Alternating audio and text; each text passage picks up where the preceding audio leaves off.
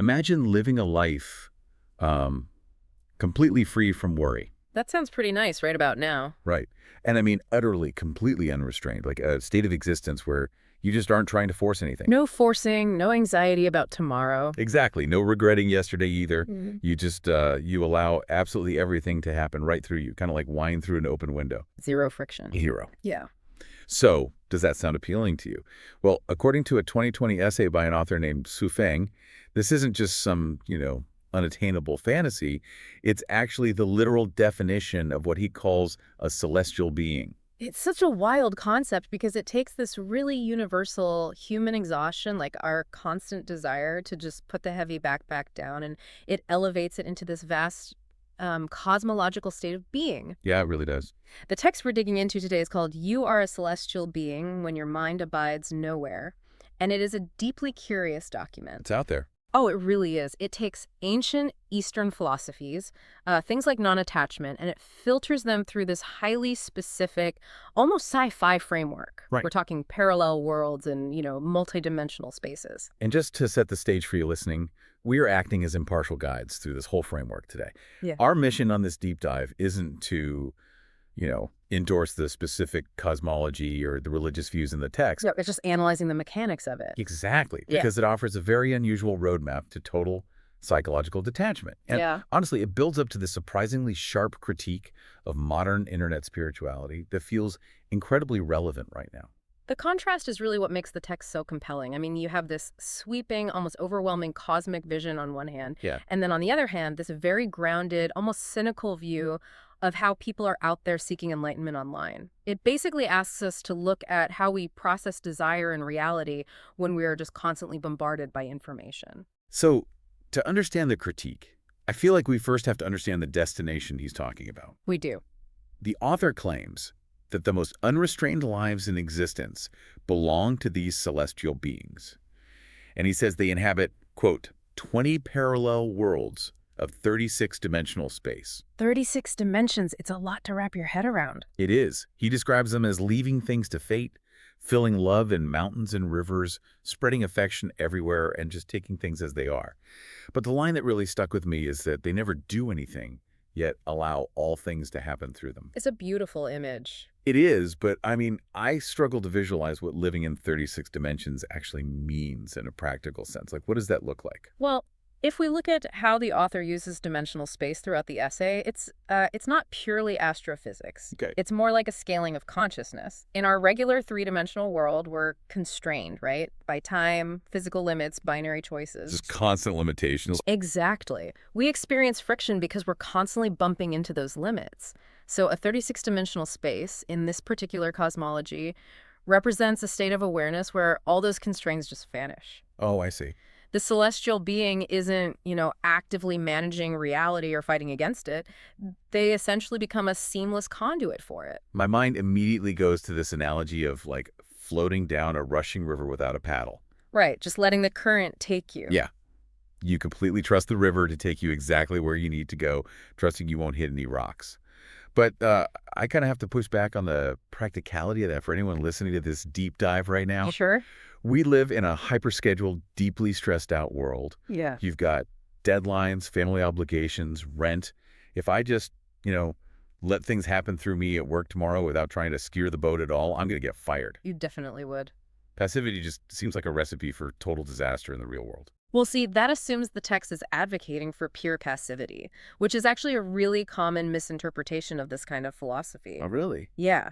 What's fascinating here is how the author connects this cosmic state to the ancient Taoist concept of wu-wei. Okay, wu-wei. Right, which is often translated as non-action or effortless action. Oh. The author is applying wu-wei on this multidimensional scale, but it definitely doesn't mean just sitting on your couch doing nothing while your life falls apart. So you still have to do the laundry. You still do the laundry. The text explicitly notes that these beings have, quote, no stubbornness, no obstructions, no stagnation. Okay, so the action is still happening, but the stubbornness is gone. Exactly. Think about your workday. The exhaustion you feel usually isn't from the physical act of typing on a keyboard or sitting in a chair, right? No, absolutely not. It's the mental drain. Right. The friction is your internal resistance. It's Yeah. the stubbornness of wishing you were somewhere else or stressing over some outcome you literally can't control. That makes a lot of sense. So the celestial state eliminates that internal resistance. You're still doing the job, but there's no obstruction between you and the reality of the present moment. Wow, that totally reframes the exhaustion we all feel. It's the internal stubbornness that burns us out, not necessarily the task itself. Precisely.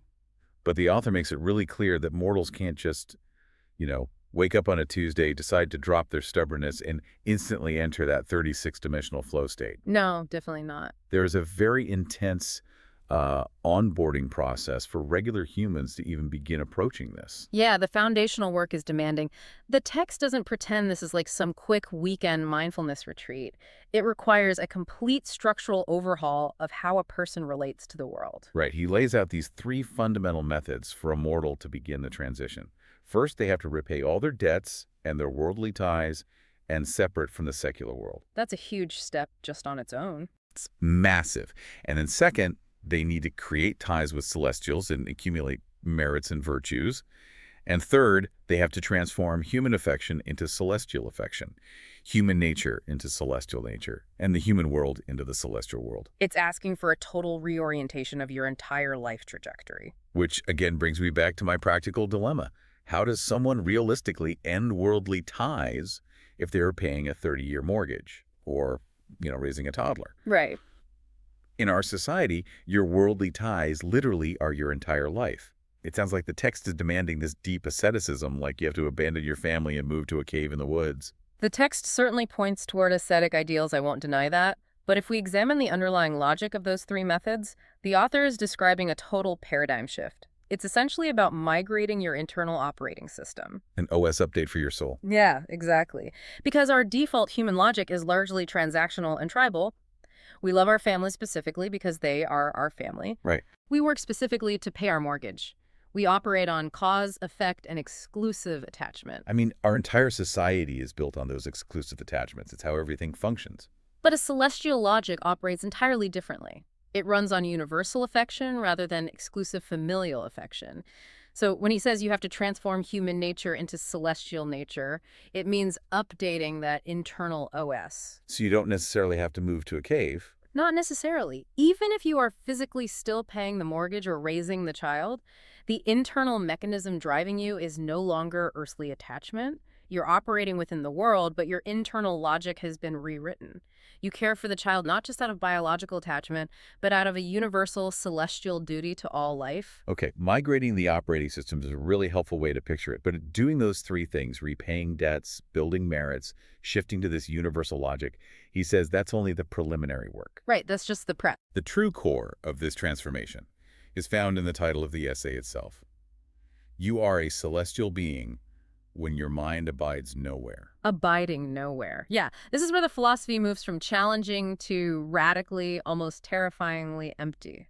Terrifyingly empty is right. It requires stripping away everything that grounds human identity. The author actually introduces this concept using a quote from Shakyamuni Buddha. The quote basically tells us that our mind should not abide in form, sound, smell, taste, touch, or dharma. Right. And just to clarify that term for a second, dharma in this context generally refers to the fundamental laws, phenomena, or teachings of reality.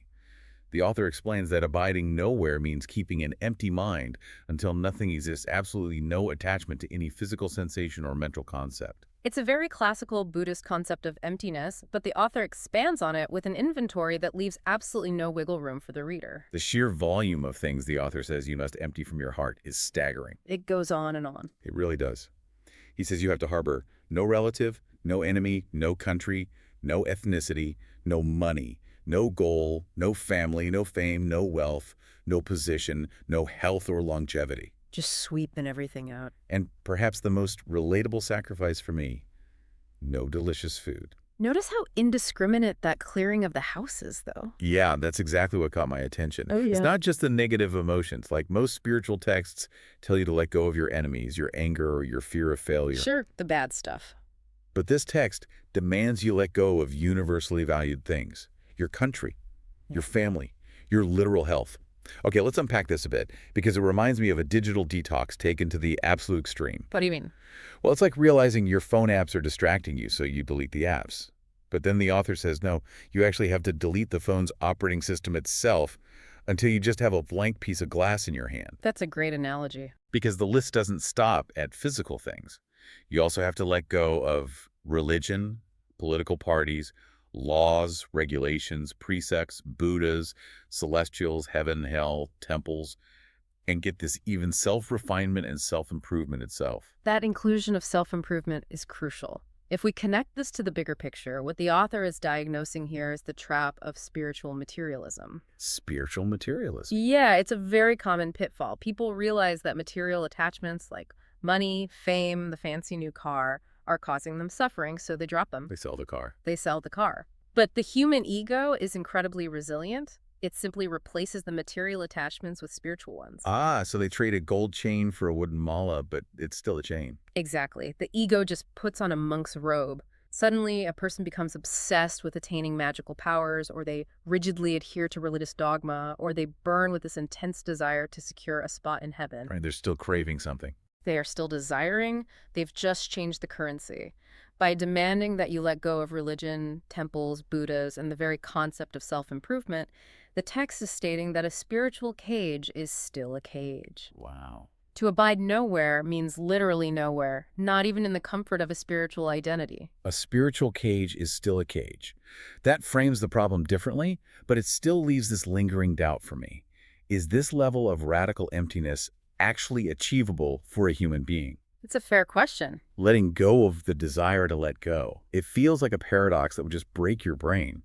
Yet the text treats this not as some hypothetical ideal, but as an active, ongoing reality. Right. The author grounds these cosmic goals in very specific claims about reality, arguing that there are places and people already succeeding at this right now. Yeah, he mentions these realms like the 1,000-year world, the 10,000-year world, and the Elysium Islands continent. Which function in the text as these visionary utopias or higher dimensional realities where this friction-free life is just the norm. But he also points to our reality, claiming that many quote-unquote Chinuan celestials, which refers to followers or practitioners within this specific philosophical framework, have basically already achieved this state. Right.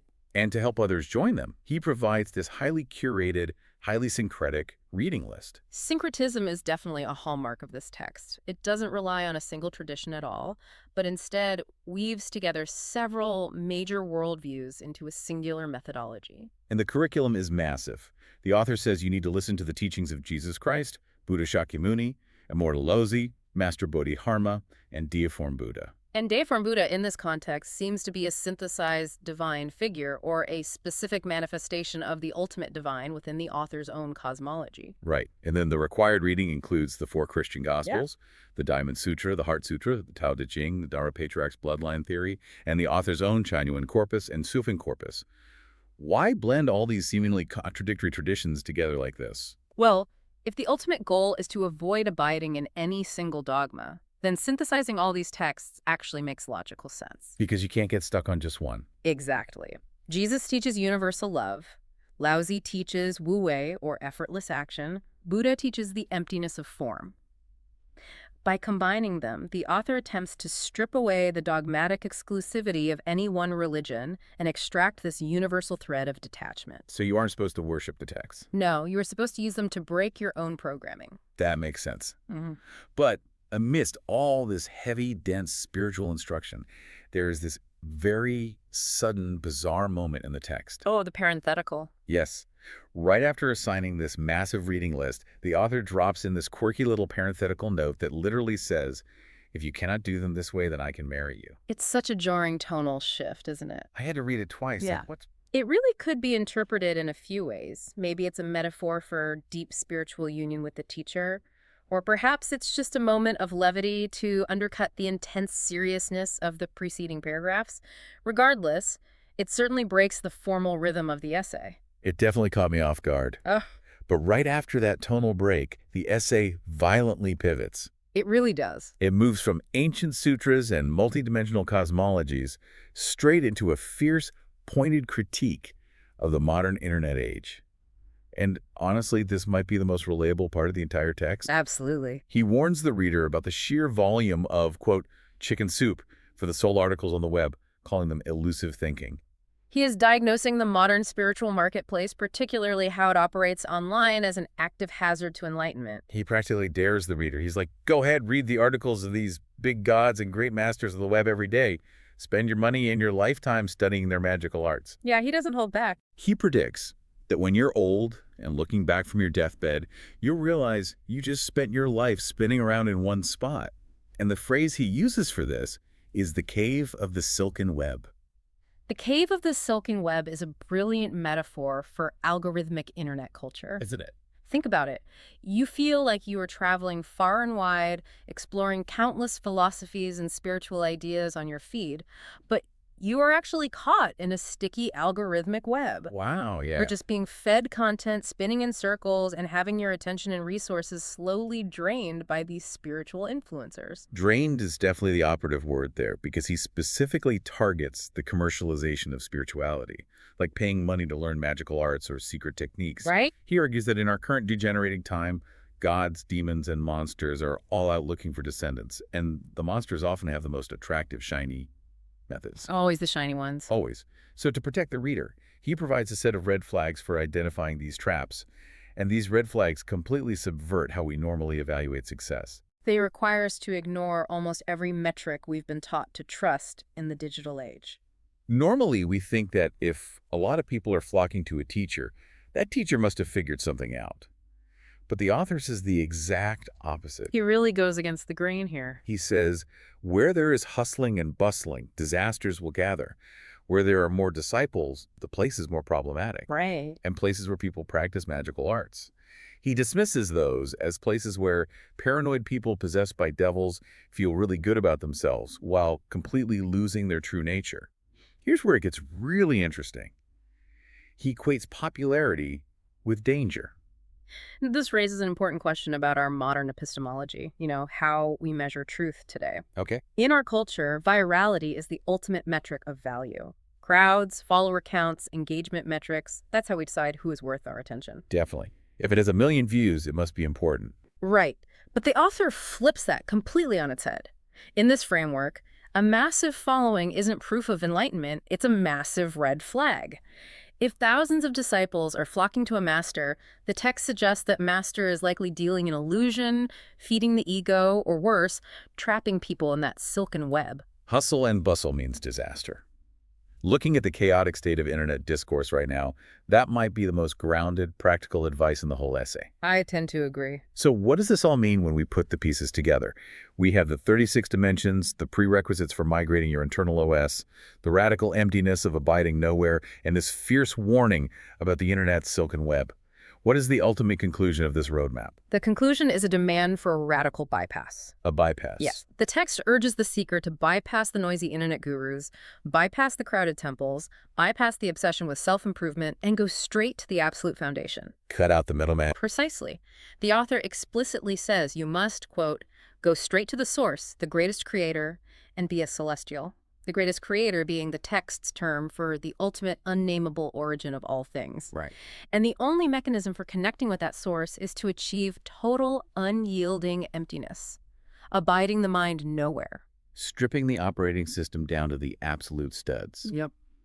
Even if you, the listener, aren't aiming to ascend to a 36-dimensional parallel world, or you don't buy into the specific cosmology of the Elysium Islands, there is an incredibly potent psychological tool buried in this text.